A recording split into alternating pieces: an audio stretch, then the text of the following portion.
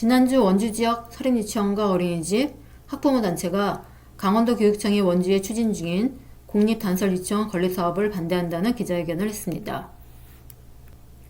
도교육청은 지난해 원주교육지원청사를 이전하면서 청사부지를 활용해 단설유치원을 건립하기로 했는데요. 유치원 규모는 연례학급의 정원 242명이고 원생은 지원청 근처의 병설유치원 10곳을 합쳐서 확보한다는 계획입니다. 하지만 원주지역 사립유치원 어린이집 연합회와 일부 학부모 단체가 이를 특정 유아만을 위한 유치원이라 주장하면서 건립 처리를 촉구하고 나선 거죠. 이들은 대안으로 유아 전용 체육복합시설과 방과 후 돌봄교실, 체험, 공연장, 놀이치료 지원센터 등 유아가 이용할 수 있는 다양한 시설 건립을 제시했습니다. 하지만 교원단체들은 이들의 주장에 반박하면서 단설 유치원의 설립 규모를 원안대로 진행할 것을 촉구하고 나섰습니다. 정교조 강원지부와 강원 국공립유치원 교원연합회 등은 원주 지역 유아가 도내에서 가장 많지만 공립 단설 유치원은 유아수 대비 가장 적어서 단설 유치원 확충의 필요성이 크다고 말합니다. 또 유아교육 공공성 강화와 학부모 선호도를 생각하면 단설 유치원은 지속해서 확대해야 한다고 주장합니다. 최근 사립유치원연합회가 강원도 교육청을 방문해서 설립 규모 축소를 요청했고 교육청은 이를 긍정적으로 검토하겠다고 답한 상태입니다. 그래서 교원단체들은 유아교육의 공공성이나 공교육의 질에 대한 고민은 어디에도 없다고 성토했습니다. 이렇게 사립유치원과 어린이집, 학부모 단체 반발이 심하니까 도교육청은 애초 예정한 연례학급 정원 242명보다 축소한 규모로 교육부에 보고하고 청사 이전을 시작할 방침입니다. 해당 계획이 교육부 심사를 통과한다면 단설 유치원 건립 찬성과 반대를 주장한 단체들이 모두 반발하고 나설 것으로 보입니다. 이번 사태의 본질은 사립유치원과 어린이집이 공교육을 가로막는다는 거죠. 단설 유치원이 세워지면 사립유치원과 어린이집의 원원 모집이 어려워지니까 막는 겁니다. 그런데 이런 일이 처음이 아닙니다. 단설 유치원이 세워질 때마다 거의 반복적으로 나타나는 현상입니다. 작년 12월에는 경기도 안양에서 사립유치원연합회가 공립유치원 신설을 반대하는 입장을 발표했고요. 2020년 대전 대덕구에서도 공립유치원 개설에 대전 사립유치원연합회가 반대의 목소리를 냈었습니다.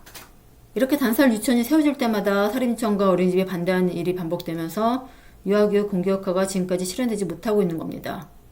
그래서 전체 영유아의 10%만 국공립 유치원에 다니고 있는 거죠. 문제는 2025년에 유부통합을 완성하겠다는 정부 발표가 있었음에도 사립유치원과 어린이집의 행태가 반복된다는 겁니다. 유부통합의 목적이 유아교육의 공교육화를 실현하는 것이기 때문에 국공립 유치원의 신설은 당연한 건데도 사립유치원과 어린이집이 반대하는 겁니다. 이런 현상은 통합기관에 대해 구체적으로 논의된 바가 없어서 나타나는 겁니다. 통합기관에 대해 논의되지 않으니까 여전히 국공립 유치원을 반대하는 겁니다. 통합기관의 기준은 공립단설 유치원이 될 수밖에 없습니다. 왜냐하면 현재 공립단설 유치원의 시설이나 체계가 가장 이상적이기 때문이죠. 통합기관은 단설 유치원의 수준으로 상향 평준화해서 단설 유치원을 기준으로 통합기관의 시설이나 규모, 운영 등이 논의되어야 하는 겁니다. 특히 소규모의 병설 유치원은 유지 자체가 어렵기 때문에 당장 여러 개의 병설 유치원을 모아서 하나의 단설 유치원을 만들고 그곳에서 유아가 교육받는 것이 시급합니다. 그러니까 지금 통합기관으로 전환할 수 있는 유치원을 최대한 많이 만들어 놓아야 2025년부터 통합기관에서 영유아가 교육받을 수 있습니다. 그런데 통합기관에 대해 논의되지 않으니까 사립유치원과 어린이집은 예전에 하던 방식으로 여전히 국공립 유치원 신설을 반대하는 겁니다. 거기다가 학부모 시민단체 연대라는 곳에서는 너무나 황당한 내용을 제안했는데요.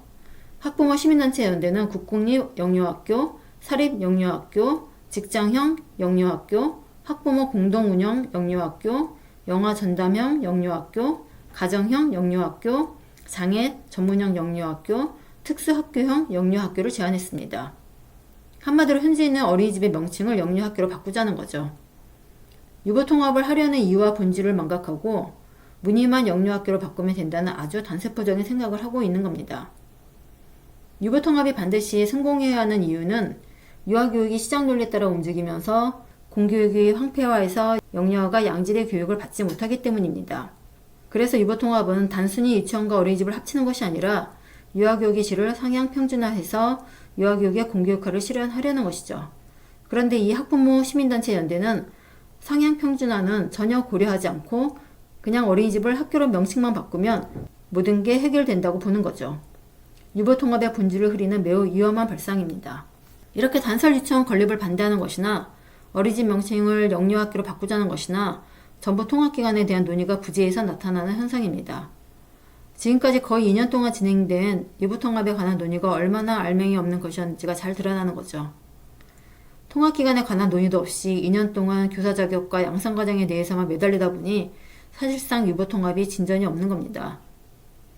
통합기관 형태가 구체적으로 정해진 다음에 그에 맞는 교사 자격과 양성과정에 관한 논의가 진행되어야 하는데 그렇지 않다 보니까 사립유치원과 어린이집은 기존대로 모든 게 유지된다고 생각하는 거죠. 따라서 유보통합이 성공하려면 유보통합에 대한 모든 억측과 유언비어가 사라질 수 있도록 생산적인 논의가 이루어져야 합니다. 정말 통합기관에 대한 논의가 시급한 상황입니다.